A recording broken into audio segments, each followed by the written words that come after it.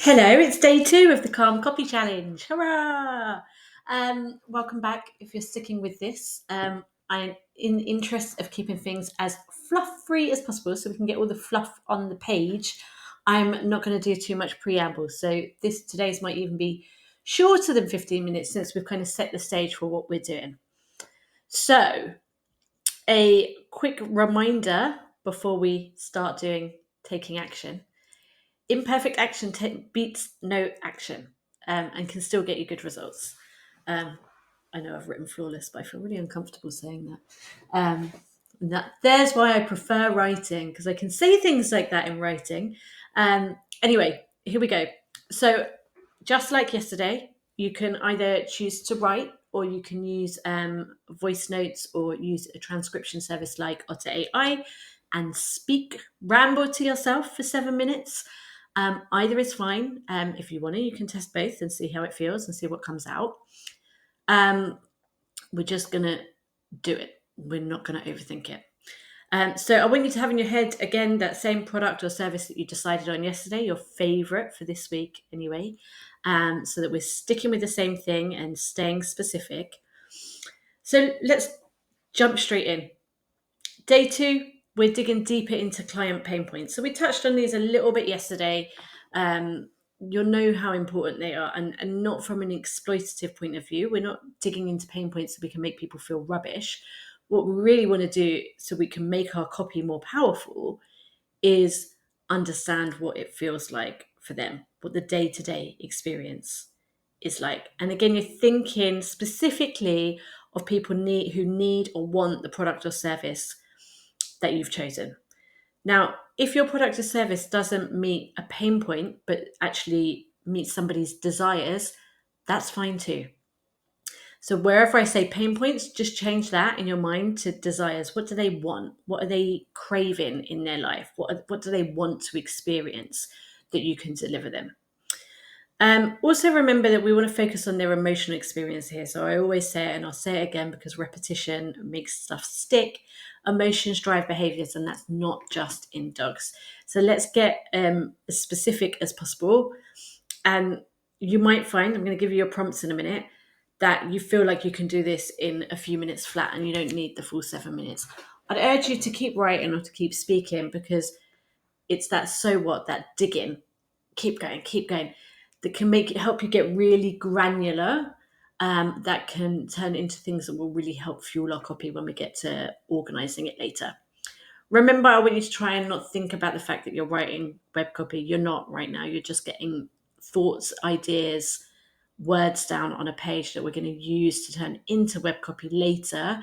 So we're going to forget grammar. We're going to forget repeating ourselves. We're going to forget about whether this is something you would ever want anybody else to read, because nobody else is going to read it. All right. So here are your prompts. Open up a document or open up your Otter or your voice memo, whatever you're using. And you've got a couple of options here. Or you might find that in 7 minutes you can do both of these things. Start with perhaps writing 1 to 2 paragraphs, just describing that day-to-day experience of somebody who lives with the problem or desire that your product or service solves, delivers. Just describe it. Like, what does that feel like? That thing that they want, or whether it's something that they want to achieve or experience, or something they want relief from, to get away from. Get into your head and think about what their day looks like. How does that feel? How does that show up in their day to day? If it's a pain point, at their worst point in their day, what does that feel like? What does it look like? What does it smell like? What's going on in their environment around them? And if it's a desire, you might find that it's better to talk about what it feels like when they experience that desire that they long for. So, if you run agility classes or sports fusion classes, or you have a product that is something fun rather than something that solves a problem, what does it feel like when they're experiencing that? What does it feel like for their dog? Again, what does it look like? What's going on around them? Just write about it or speak about it. It would be helpful to get some bullet points down that describe the pain point or the desire that they have. But if you find that difficult, don't worry. We can come back to this later. We can use our tool at the end that's going to help us do that. And I've also given you a couple of prompts here. So, what does your client worry about when it comes to their dog's behavior or their care? What they're frustrated or anxious about? You might find it helpful to just actually jot down the emotions themselves as a starting point and go from there. And again, if that was desires, then think about the emotions that they want to experience with their dog. How do they want to feel? If they're, booking to come to a fun class, what is it about that? What do they feel when they do that? And maybe after, when they get home, how do they feel? Let's just get that down on the page or spoken into our transcription service. You might also want to think about a conversation that you've had with a client where they're telling you about their struggles, or a potential client, or their desires. What words do they use? Try and capture the emotions of it. All right, so I've been speaking for nearly 6 minutes, so I'm going to go ahead and set a timer for 7 minutes on the clock. Get writing or speaking now.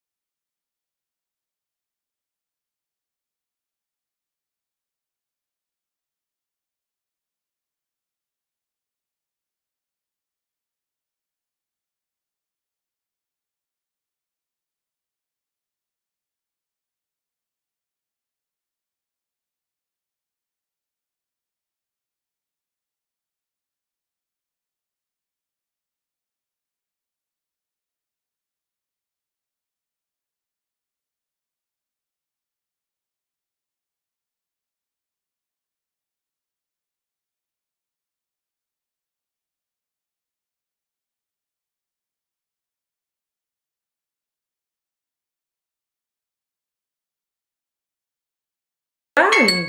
You're done. And I've been joined by Ruby, who was threatening to bark. You were threatening to bark and ruin it all, weren't you? Oh no. So that's it. You're done. Obviously, if you feel like you've still got more to say, you can keep writing or keep talking, or you can whack it all in a document, either the same document as yesterday or a fresh document. Either is fine, and you can forget about it. So remember the rules: no editing, no rereading, no trying to make it better. We're just going to take what's come out in that 7 minutes, and put it somewhere safe because we'll need it on day 5. And that's it. You can get on with your day. And you can feel really proud that you spent 15 minutes doing something practical and productive rather than doom scrolling. You might like to reward yourself now with a doom scroll. Um, I'd love some feedback on whether you think it's helpful to have me sat with you for that 7 minutes. I kind of think of it like body doubling. Like if you watched it and I wasn't sat here, maybe you'd be like, I'll go back and do that later. And then you'd never do it. Is it a bit awkward that I'm just sat kind of looking at the screen? Did you miss the focus music? Did you want that jazzy music playing in the background? Let me know how you're finding this. I'd really find it helpful to get feedback, good or bad. I've got thick skin, be straight. And I look forward to seeing you for day 3 tomorrow. You've only got 2 more days of rambling or writing for 7 minutes at a time. And I'm really looking forward to seeing what comes out at the end of day 5. So I will see you tomorrow. Bye for now.